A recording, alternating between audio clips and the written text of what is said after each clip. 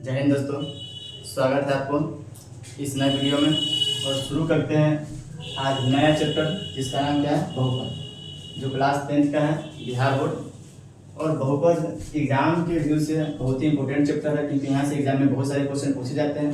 Objective और subjective दोनों question पूछे जाते हैं। तो शुरू करते हैं और इसको पहले बेसिक जानकारी ले लेते हैं। एकदम बेसिक से शुरू करेंगे, इस हिसाब से शुरू करेंगे जैसे मानेंगे कि आपको कुछ आता नहीं, एकदम जीरो से चलेंगे ऊपर की ओर। तो समझते हैं बहुपद। बहुपद का मतलब क्या होता है? देखिए, बहुपद जो है दो शब्द से मिलकर बना हुआ है, एक बहु और दूसरा क्या है, पद। बहु का मतलब क्या होता है, बहुत सारा। पद का मतलब पद, यानी जब बहुत सारा पद मिल जाता है तो उसी को हम क्या करते हैं, बहुपद। इसमें सबसे पहली बात यह समझना है कि देखिए, इसमें सबसे पहले समझना है हमें चर। चर क्या होता है और दूसरा होता है अचर। अचर क्या होता है? तो चर अचर को समझते हैं। चर किसे कहते हैं? तो दोस्तों समझिएगा, चर जो होता है जिसका मान हमेशा बदलते रहता है उसे क्या कहते हैं, चर। क्या बोले? जिसका मान हमेशा बदलते रहेगा उसे क्या कहते हैं, चर। तो लिख देते हैं जिसका मान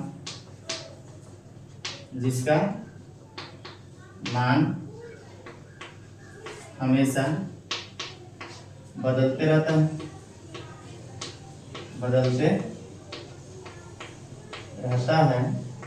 उसे क्या कहते हैं, चर कहते हैं। जैसे में A B C D E dot dot, जितने सारे ABCD के अक्षर होते हैं सबके सब क्या होते हैं, चर। बस कुछ को हम कांस्टेंट ले लेते हैं, यानी A B C D कभी कभी क्या होता है ना कि कांस्टेंट लेना पड़ता है जो अचर में आ जाता है। बाकी जो भी सारे ABCD के अक्षर होते हैं क्या कहलाते हैं, चर कहलाते हैं। फिलहाल समझिएगा कि ABCD के जितने सारे अक्षर होंगे सबके सब क्या होंगे, चर होंगे। दूसरी, अचर किसी को बोलेंगे? जिसका मान कभी ना बदले, जिसका मान कभी नहीं बदलता है, कभी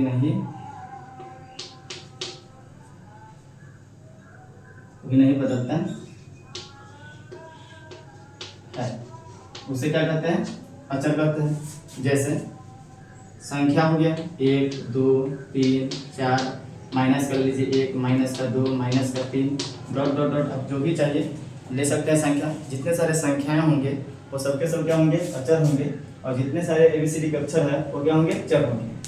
और ये जो चर है या अचर है, यह सब पद है। चर लीजिए, जैसे कि हम ए ले लिए, यह क्या है, एक पद है। ये एक है, एक क्या है, एक पद है।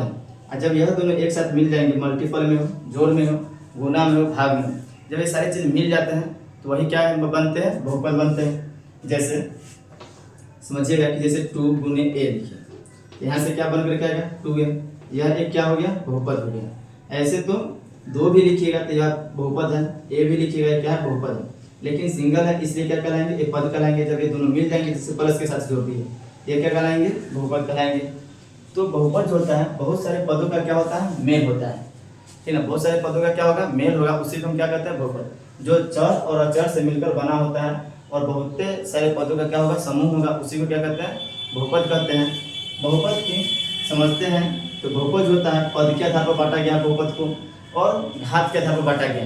घात किसको बोलते हैं, तो समझते हैं घात किसको बोलते हैं। देखिए दोस्तों, जैसे मान लेते हैं x है, तो x के ऊपर में जो यहाँ पर संख्याएं लिखी होती है उसे क्या बोलते हैं, घात बोलते हैं। जबकि आगे जो संख्या लिखी होगी वह इसका क्या कहलाएगा, गुणांक कहलाएगा। यानी यहाँ पर देखिए, एक जो होता है हमेशा छुपा रहता है, एक को लिखा नहीं जाता है।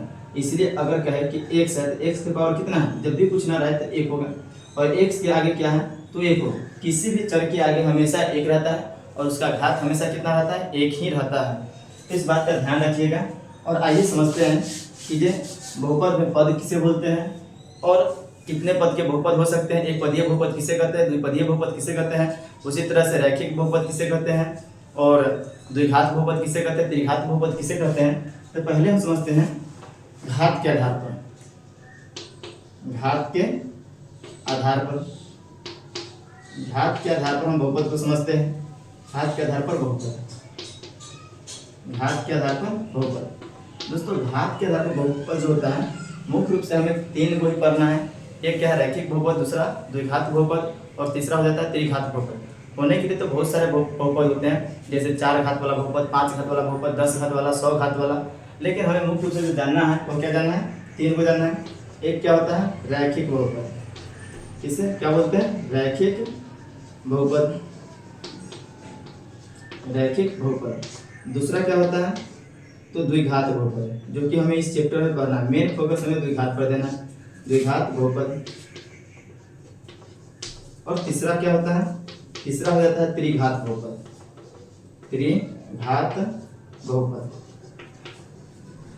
चलिए इस सब का बहुपद, इस सब का परिभाषा समझ लेते हैं। रैखिक बहुपद किसे कहेंगे, कोई पूछ रहा है कि रैखिक बहुपद क्या होता है। रैखिक बहुपद किसको बोलेंगे दोस्तों, तो जिसका घात एक होगा, यानी जिसका घात एक हो, यानी जिस बहुपद के चर का घात एक हो उसे क्या कहते हैं, रैखिक बहुपद। जिस बहुपद के चर का घात कितना हो, एक हो, उसे क्या कहेंगे, रैखिक बहुपद। उसी तरह से द्विघात किसे बोलेंगे, तो जिसका घात क्या होगा, दो होगा, जिसका घात दो हो उसे क्या कहते हैं, द्विघात बहुपद। और त्रिघात किसको बोलते हैं, तो जिसका घात तीन होगा, जिसका घात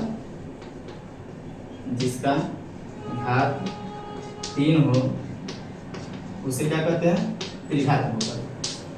तो समझते हैं सबका एग्जांपल बारी बारी से, पहले समझ लेते हैं रैखिक बहुपद क्या होता है, फिर अच्छा से समझेंगे, एकदम अच्छा एकदम बेसिक से समझेंगे दोस्तों, चिंता नहीं करिए, बस आपको जानकारी दे रहा है। रैखिक बहुपद समझेंगे, फिर समझेंगे द्विघात बहुपद क्या होता है, फिर आएंगे त्रिघात पे, और साथ में सूत्र को भी देखते चलेंगे।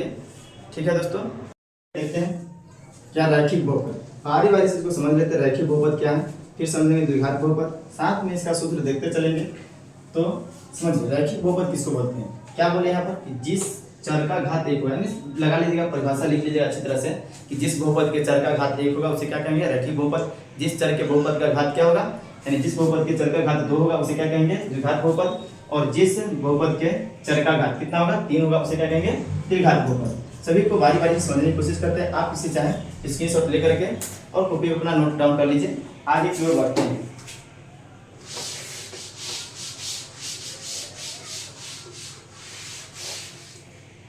चलिए, उससे पहले आपके मन में सवाल आता होगा कि सर चर का मान कैसे बदल जाता है और अचर का मान कैसे बदल जाता है। तो समझिए, जैसे कि हम कभी कभी क्या करते हैं कि लेते हैं, मान लेते हैं कि x बराबर यानी x + 2 लेते हैं, तो क्या होगा, बराबर में 0, x का अगर मान निकाले तो क्या हो गया, -2। अब इसी जगह कभी कभी क्या होगा कि x प्लस का हम 3 ले लीजिए, बराबर में 0, तो x बराबर अगर निकालेंगे तो क्या हो जाएगा, -3। अब देखिए दोस्तों, दोनों जगह x ही है, लेकिन दोनों का मान बदला है कि नहीं बदला है, बदल गया ना, इसीलिए क्या हो जाता है अचर, सॉरी चर। चर का मान क्या होता है, हमेशा बदलते रहेगा, कभी कुछ और तो कभी कुछ और, जबकि अचर जो होगा हर जगह क्या होगा, एक होगा। जैसे x बराबर यहाँ पर 2 आया, कहीं y बराबर क्या आ गया, 2 आ गया, तो दोनों का मान हमेशा सेम ही रहेंगे, कभी बदलने वाले नहीं है। तो अचर कभी बदलते नहीं है, जबकि चर हमेशा बदलते रहते हैं। तो आइए अपने टॉपिक की ओर चलते हैं। आपको उम्मीद है कि समझ में आया होगा सारी चीजें, ये सब तो एकदम बेसिक है, आप 10th क्लास के बच्चे हैं, समझ सकते हैं। तो आइए शुरू करते हैं, क्या, रैखिक बहुपद। रैखिक बहुपद, अभी तुरंत मैं बताया हूं क्या, कि जिस बहुपद के चर की घात क्या होगा, एक होगा, यानी जिस बहुपद के चर की घात चर की घात कितना होना चाहिए, एक होगा, उसी को हम क्या कहते हैं, रैखिक बहुपद। जैसे 2x लिखे, तो 2x अगर लिखे हैं, यहाँ पर देखिए इसकी घात कितना है, एक है, यह क्या हो जाएगा, रैखिक बहुपद। x + 1, यहाँ पर देखिए चर की घात कितना है, 1, चर की घात देखनी है, संख्या की घात नहीं देखनी है, चर की घात देखनी है, तो ये क्या हो जाएगा, रैखिक बहुपद। 4x - 3, यह क्या हो जाएगी, रैखिक बहुपद। 3x + 5, यह क्या हो जाएंगे, रैखिक बहुपद। यानी जिसकी घात एक होता है उसी को क्या कहते हैं, रैखिक बहुपद। अब समझते हैं इसका व्यापक रूप। व्यापक रूप, रैखिक बहुपद का क्या होता है, व्यापक रूप। व्यापक रूप, व्यापक रूप की अगर बात करें दोस्तों, ये हो जाता है ax + b। रैखिक बहुपद का व्यापक रूप क्या होता है, ax + b। जहां पर याद रखिए, जहां क्या होता है, यहाँ पर ध्यान रखने की चीज है, जहां a और b, a और b क्या है, अचर है, a और b क्या है, अचर है, a और b अचर है, यानी a और b की जगह पर कोई संख्याएं हो सकती है। जैसे हम 3x + 4 लिखे, 5 लिखे, यहाँ पर देखिए a की जगह पर क्या है, 3, तो a की वैल्यू क्या हो जाएगा, 3, b की जगह पर क्या है, 5, तो b की वैल्यू क्या हो जाएगा, 5। इसी तरह से ये क्या है, संख्याएं जो है अचर है ना, यहाँ पर देखिए 5 क्या है, अचर संख्या है, अचर है, तो उसी तरह से यहाँ पर a और b जो होगा क्या होगा, अचर होगा, जबकि x जो है यहाँ पर x क्या हो जाएगा, यह चर होगा, और यह क्या हो जाएगा, अचर हो जाएगा। तो समझ में आया होगा। आगे बढ़ते हैं। अब यहाँ पर समझिए, अगर यहाँ पर कहेगा कि x का गुणांक क्या है, तो x के बगल में देखिए कि a है और इन दोनों का जो रिलेशन होता है गुना का होता है। इन दोनों के रिलेशन किस चीज में होता है? गुना का। तो x का गुणांक कहेगा तो क्या हो जाएगा? यहाँ पर देखिए x का गुणांक क्या होगा? 3। x का गुणांक, x का गुणांक, तो x का गुणांक क्या हो जाएगा? तो 3 हो जाएगा। आप इस बात से सहमत है? समझ में आया होगा। अब आगे समझते हैं द्विघात बहुपद। ये बहुत ही आसान चीज़ है, 9th 8th में पढ़ कर के आए होंगे। रैखिक बहुपद बहुत ही आसान चीज़ है, तो उम्मीद है कि ये समझ में आया होगा। आगे बढ़ते हैं द्विघात बहुपद की ओर। तो आइए समझते हैं द्विघात बहुपद, जो इस चैप्टर में हमें पढ़ना है। द्विघात बहुपद के बारे में आपको सारी चीज़ें पहले बता देंगे, फिर चैप्टर जैसे शुरू करेंगे आपसे एक भी प्रश्न नहीं छूटेगा। तो आइए शुरू करते हैं द्विघात बहुपद। द्विघात बहुपद किसको बोलेंगे? तो जिस बहुपद के चर की घात कितना होगा? चर के घात, चर के घात 2 हो, चर की घात 2 हो, उसे क्या कहते हैं? द्विघात बहुपद। जैसे में समझते हैं 2x² प्लस का 1, ये क्या हो गया? द्विघात बहुपद हो गया। आगे अगर बात करें एग्जाम्पल की, तो 4x² प्लस का 3x माइनस का 1, यह क्या हो गया? द्विघात बहुपद। उसके बाद 3x² प्लस का 5, यह क्या हो जाएगा? द्विघात बहुपद। यानी चर की घात देखिएगा कितना रहना चाहिए? 2। चर की घात कितना है? 2 है। यहाँ भी देखिए चर की घात कितना है? 2। जब चर की घात 2 हो तो उसी को क्या कहते हैं? द्विघात बहुपद, चाहे वो कितनी ही लंबी क्यों ना लिखी हो। तो आगे समझते हैं। अब देखिए, आप सोच रहे होंगे कि सर बहुपद तो बता ही नहीं, किसे कहते हैं बहुपद, किसे कहते हैं? तब समझिए, जो बहुपद होता है ना, बहुपद तभी संभव है जब चर की घात जो होगा, समझिए बहुपद बता देते हैं आपको। आपके मन में यह सवाल ना आए कि बहुपद कहते किसे, आप इसे खुद से ही बना सकते हैं। पहला क्या बात याद रखिएगा कि चर की घात हमेशा धनात्मक होना चाहिए। चर की घात कैसा होना चाहिए? धनात्मक। अगर चर की घात धनात्मक है तो बहुपद कहलाएगा, नहीं तो नहीं कहलाएगा। दूसरी बात क्या कि चर में रूट नहीं होना चाहिए। चर में क्या नहीं रहना चाहिए? चर में रूट नहीं होना चाहिए, नहीं लगा रहना चाहिए, नहीं होना चाहिए। चर में रूट नहीं होगा, नहीं होना चाहिए। ठीक है, तो चर में रूट नहीं होना चाहिए तो क्या कहलाएगा? बहुपद कहलाएगा। तो घात ही क्या है? अगर मान लेते हैं कि चर की घात धनात्मक नहीं है, ऋणात्मक है, जैसे x की पावर -1 प्लस का 3 है, तो यह बहुपद नहीं हो सकता है। यह दोस्तों बहुपद नहीं हो सकता। मान लेते हैं कहीं रूट अंडर x दे दिया प्लस का 3, ये भी बहुपद नहीं होगा। तो ध्यान रखना क्या है कि पहला तो चर की घात क्या होना चाहिए? धनात्मक, तो ही वो बहुपद कहलाएंगे। दूसरा क्या कि चर की घात रूट में नहीं होना चाहिए, तो ही वो यानी बहुपद कहलाएंगे। तीसरी बात क्या कि जो चर जो होगा, चर कभी भिन्न में नहीं रहना चाहिए। चर दोस्तों क्या चीज में नहीं रहना चाहिए? भिन्न में, यानी ये 1/x इस तरह से नहीं रहना चाहिए, नहीं तो यह भी क्या कहलाएंगे? यह बहुपद नहीं कहलाएंगे। बात है समझ में? तो चर जो होगा भिन्न में नहीं रहना चाहिए। तीसरी बात क्या होगा कि चर भिन्न में नहीं रहना चाहिए, भिन्न में नहीं रहना चाहिए, नहीं रहना चाहिए। चर जो होगा भिन्न में नहीं रहना चाहिए, वह क्या कहलाएंगे? नहीं रहना चाहिए, तब क्या कहलाएंगे? बहुपद कहलाएंगे। आप कहोगे कि परिभाषा क्या है? सिंपल से, वे बीजीय व्यंजक जिनके चर के घात धनात्मक हो, उनके घात धनात्मक हो, घात जो हो वह दशमलव में ना हो, उसी को हम क्या कहते हैं? बहुपद कहते हैं। आगे समझते हैं कि जो मान लेते हैं x² है, अब यहाँ पर जो यहाँ पर घात है पावर, यह हमेशा क्या होना चाहिए? यह हमेशा धनात्मक है। चर का जो घात होगा धनात्मक होना चाहिए। दूसरा, चर जो है भिन्न में नहीं रहना चाहिए। चर जो है दशमलव में, यानी चर की घात दशमलव में नहीं रहना चाहिए। सब यहाँ पर घात की बात चल रही है। जैसे x की पावर 1.5, ये चीज़ नहीं होना चाहिए, तब यह बहुपद नहीं कहलाएंगे। x की पावर 1/2, यह अगर इस तरह से पावर में है, यह बहुपद नहीं कहलाएगा। अब यहाँ पर कोई लिख दे कि 4x², यानी 4x² ना लिख करके 4x की पावर 1/2 प्लस का 3, कहेगा कि बहुपद है कि नहीं है, तो आप डायरेक्ट बोलिएगा कि यह बहुपद नहीं है। क्यों नहीं है? क्योंकि इसकी जो घात है कितना है? 1/2 है, भिन्न में, इसलिए बहुपद नहीं होंगे। तो समझ में आ गया होगा। इसको हटाते हैं, चलते हैं अपने टॉपिक की ओर, तो आपके समझ में आ गया होगा। आइए आगे समझते हैं क्या कि द्विघात बहुपद। देखिए दोस्तों, द्विघात बहुपद का क्या होता है कि जिस चर की घात अगर 2 है तो क्या कहलाएंगे? द्विघात बहुपद कहलाएंगे। और द्विघात बहुपद का जो व्यापक रूप होता है, व्यापक रूप, द्विघात बहुपद का व्यापक जो रूप होता है वह क्या होता है? ax² प्लस में bx प्लस में c, जहाँ पर a, b, c यह क्या है? अचर है। अचर का मतलब यहाँ पर कोई संख्याएं होंगी। जैसे 2x² ले लिए प्लस का 3x माइनस का 2। अब यहाँ पर देखिए a की जगह पर क्या है, अब इसको से तुलना करिए ax² प्लस का bx प्लस का क्या होता है c। अब देखिए a के सामने क्या है 2, b के सामने क्या है 3 और c के सामने क्या है 2। यहाँ पर a जो है, b जो है और c जो है, ये तीनों के तीनों क्या है, अचर है, संख्याएं हैं। तो आपको समझ में आया होगा। और ये एग्जाम में पहला पूछा गया कि द्विघात बहुपद के व्यापक रूप होते हैं तो क्या होते हैं, ax² plus bx plus c होते हैं। द्विघात बहुपद के व्यापक रूप क्या होते हैं, ax plus x² plus bx plus c होते हैं। अब आगे समझते हैं कि जे बहुपद यानी कौन सा बहुपद कितने चर वाले होते हैं। तो ये बहुपद समझ में आ गया। आगे बात करेंगे इसके फॉर्मूलाएं क्या होते हैं, इसके गुणांक क्या होते हैं, x का गुणांक x² का गुणांक, आगे चर्चा करते रहेंगे। आप चिंता न करिए, आप वीडियो को ध्यान से देखते रहिए और वीडियो अच्छा लगे तो आप वीडियो को लाइक कर दीजिए, कमेंट कीजिए और चैनल को सब्सक्राइब कर लीजिए ताकि आने वाला नए वीडियो का नोटिफिकेशन आप तक पहुंचते रहे। और दोस्तों में अधिक से अधिक शेयर कीजिए। तो यहाँ पर ये समझ में आ गया कि जिस चर की घात कितना होगा 2 होगा उसे क्या कहते हैं, द्विघात बहुपद। क्या बोले, जिस चर की घात कितना होगा 2 होगा उसे क्या कहेंगे, द्विघात बहुपद कहेंगे। अब देखिए दोस्तों, अब यहाँ पर समझने की यह बात है कि हम क्या बोले कि जे गुणांक की बात किए थे ना, गुणांक समझ लीजिए।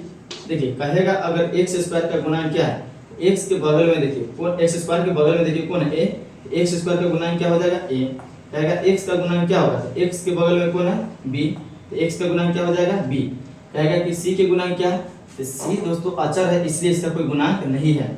अब कहोगे कि सर यहाँ पर c के बगल में x का है नहीं, यहाँ पर रहता है x लेकिन x के पावर क्या होता है 0, और किसी भी संख्या का पावर जब 0 होता है तो उसका वैल्यू क्या होता है 1, और 1 में c से गुणा करेंगे तो क्या होगा c, इसीलिए इसका कोई चर अति नहीं होता यानी गुणांक नहीं होता, वो खुद अचर है।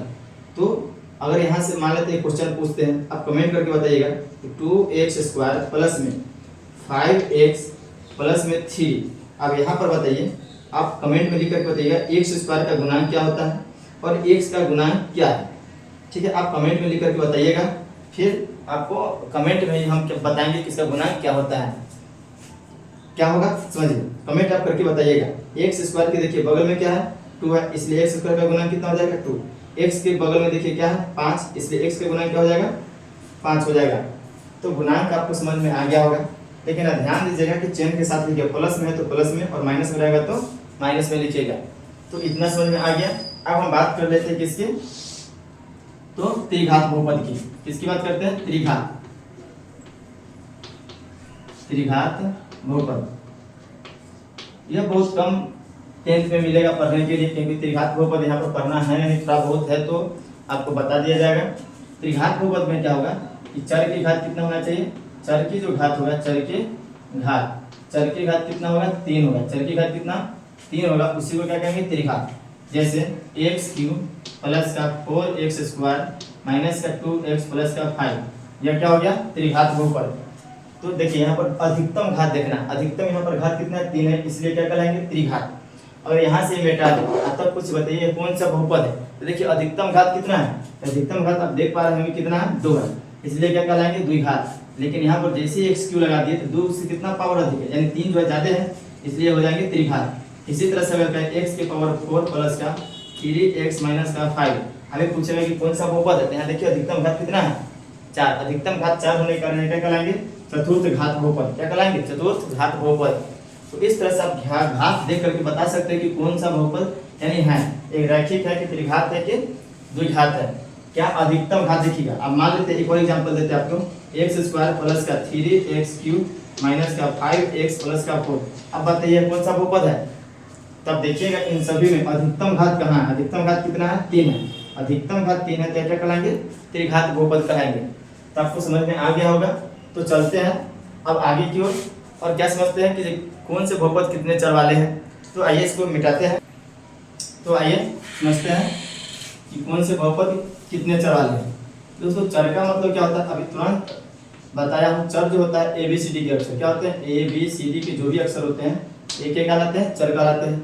अब यहाँ पर मान लेते हैं कोई दे दिया 2x प्लस का 3y माइनस का 5। अब ये पूछेगा कि बताइए, ये पहला नंबर तो ये पूछेगा कि कौन सा बहुपद है, कितने घात वाले बहुपद है। इसमें देखिएगा अधिकतम घात कितना है, देखिए इसका अधिकतम घात कितना है 1 है, कितना है 1 है। अधिकतम घात 1 हुआ तो ये कौन सा बहुपद कहलाएगा? रैखिक बहुपद। क्या कहलाएगा? रैखिक बहुपद। रैखिक बहुपद क्या कहलाएगा? रैखिक बहुपद। दूसरी बात यह कि पूछेगा इसमें चर कितने हैं, तो चर कहने का मतलब यह है इसमें देखिए चर दो है, एक तो x है, दूसरा क्या है? y है। अब यह मत सोचिएगा कि यहाँ पर कितने चर है? दो है, एक x है, एक क्या है? y। तो दो चर हुए ना, इसलिए याद रखिए रैखिक बहुपद। यानी आप अगर इसको पूरा से अच्छा से लिखिएगा, क्या लिखिएगा? दो चर वाला। क्या लिखिएगा? दो चर वाला रैखिक बहुपद। दो चर वाला रैखिक बहुपद। क्या लिखिएगा? दो चर वाला रैखिक बहुपद। तो आपको ये समझ में आया होगा, दो चर वाला क्या हो जाएगा? रैखिक बहुपद। आगे कर दे 2x प्लस का 4 और पूछे यह बहुपद का नाम बताइए, इस बहुपद का नाम क्या है? तब क्या करिएगा कि देखिए इस चर की घात देखिए, चर की घात कितनी है?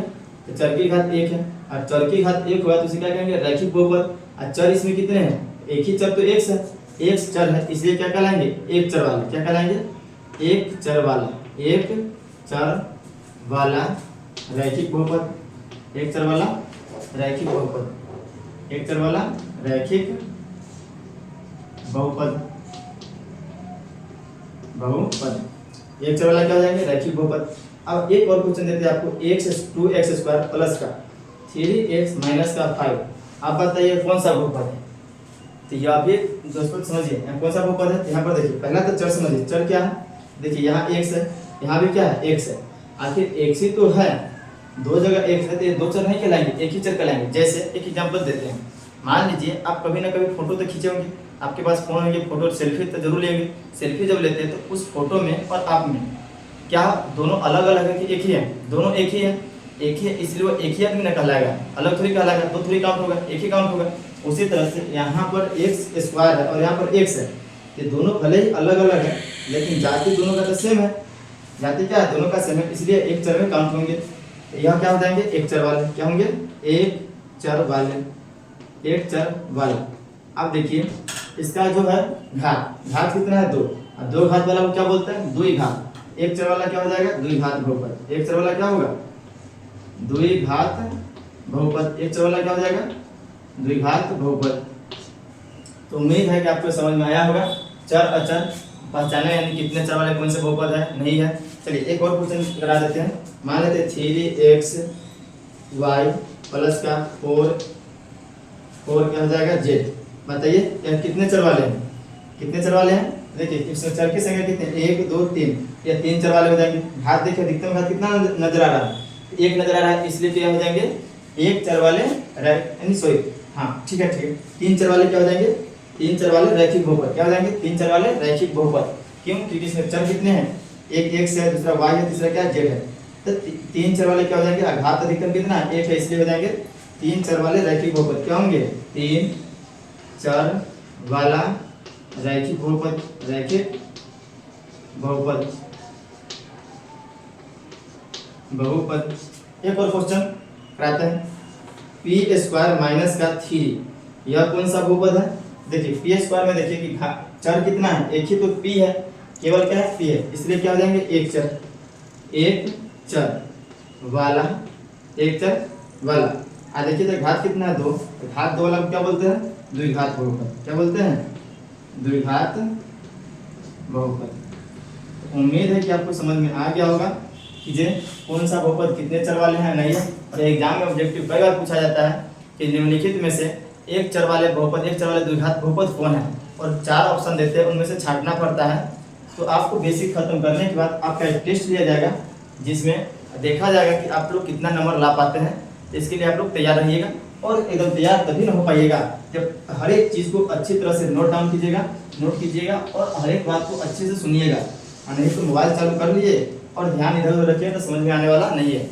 तो समझिएगा, आगे की ओर बढ़ते हैं और चलते हैं अपने सिलेबस की ओर। चलिए दोस्तों समझते हैं, क्या समझेंगे? तो पद के लिए कौन से बहुपद कितने पद वाले हैं, यानी कितने पद, ये बहुपद यानी पद के आधार पर, पद के आधार पर, आधार पर बहुपद। बहुपद देखिए दोस्तों, पद के आधार पर क्या होगा? जैसे कि 2x यहाँ पर लिखा हुआ है, तो 2x में देखिए कि 2x एक पद हो गया, अब प्लस के यहाँ पर 3 लिख दिए, ये 3 क्या हो गया? एक पद हो गया। अब हम कहेंगे कि इसमें कितने पद है, हो गए एक पद और एक पद, कितने पद हो गया, दो पद, कितने पद हुए, दो पद। अब देखिए समझिएगा कितने पद हुए, दो पद। फिर यहाँ पर लिखिए 2x² प्लस का 3x प्लस का 5, बस गिन लीजिए, एक दो और कितना हो गया, तीन, तीन पद हो गए। कभी भी पद जो चेंज होता है वो प्लस और माइनस के बाद ही चेंज होता है, गुना और भाग में कभी भी पद चेंज नहीं होता है। अगर कोई आपसे कह दे कि 2 गुने x है, बताइए कितने पद के, या दोनों एक ही पद के हैं, क्यों, क्योंकि 2 और x में गुना हो जाएंगे तो कितना हो जाएंगे, 2x हो जाएंगे, इसलिए क्या होंगे, एक पद हो जाएंगे। कितने होंगे, एक पद। इसमें कितने होंगे, तीन पद, कितने होंगे, तीन पद। तो आपको समझ में आया, छोटी मोटी चीजें समझ गए होंगे। अब मान लेते हैं 5 गुने x² प्लस का 4 गुने 5 गुने x माइनस का 3 दे दिए। आप पूछिएगा कितने पद है, तो आप कैसे गिनेगा, एक पद, दो पद, तीन पद, चार पद, पांच पद, नहीं, ये कितने होंगे, गुना कर लीजिए, 5x² प्लस का 5 में 1 से करिएगा तो 5x माइनस का 3।